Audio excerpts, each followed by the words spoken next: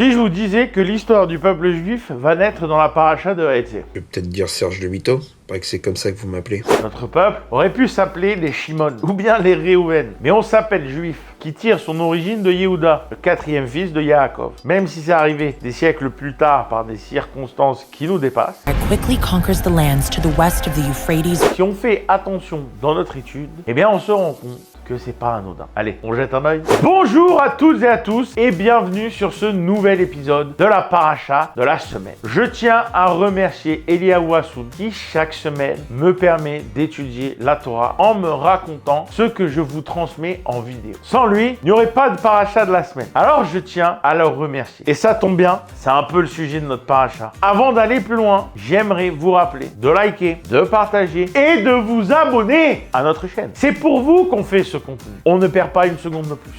Jingle.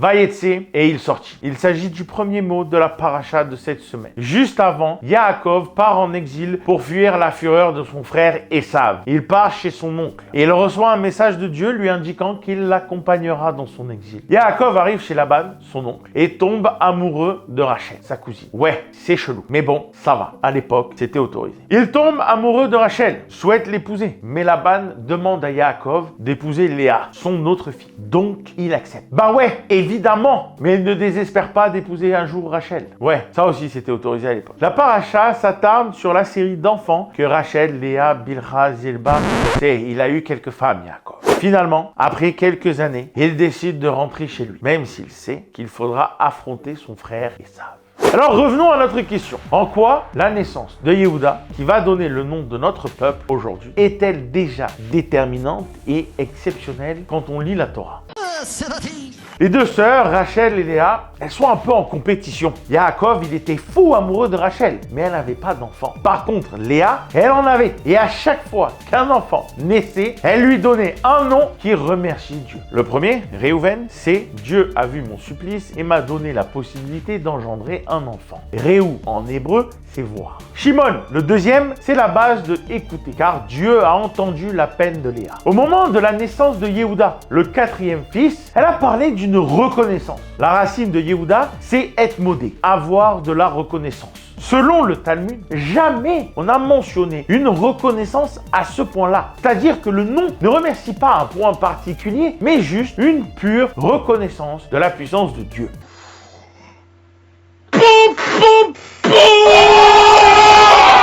Il nous arrive un truc de fou. La première fois, c'est l'extase. On kiffe de ouf. On remercie tout le monde, même le chien de sa voisine. C'est logique, l'extase. Pas de remercier le chien de sa voisine, à part si t'as un truc...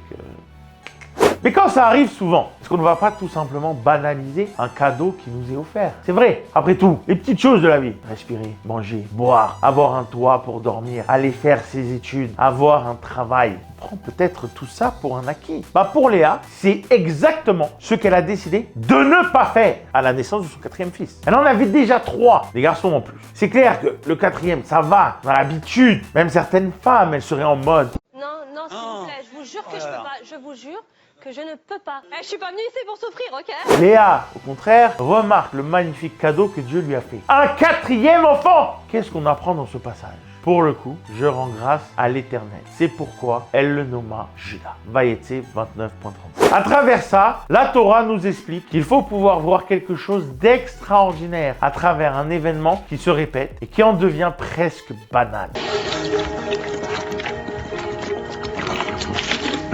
Prendre le temps chaque fois que quelque chose d'aussi simple que se réveiller le matin, de pouvoir étudier, de pouvoir manger cachère pour moins de 5 € à la cafétéria d'Olami Marseille, de pouvoir vivre sereinement sous un toit, au chaud pendant l'hiver, d'être auprès d'un être cher au quotidien. Prendre le temps de remercier Dieu de nous donner tout ça. Alors c'est assez fou de voir dans tout ça, dans une phrase, dans un mot, dans une lettre, et de voir qu'après plusieurs générations, lors de la chute du royaume d'Israël, Israël, la dernière tribu à survivre, c'est celle de Yehuda, qui donnera son nom à la Judée et à son peuple, les Juifs. La tribu qui porte le nom du fils de Yaakov, du fils qui fut nommé pour tout simplement remercier Dieu du cadeau de la vie. Je parlais avec Eliaou du fait qu'une paracha, tu peux passer ta vie à l'étudier et toujours y trouver une nouvelle réflexion. Si la vidéo vous a plu, vous savez ce qu'il vous reste à faire. Un like, un partage et on s'abonne.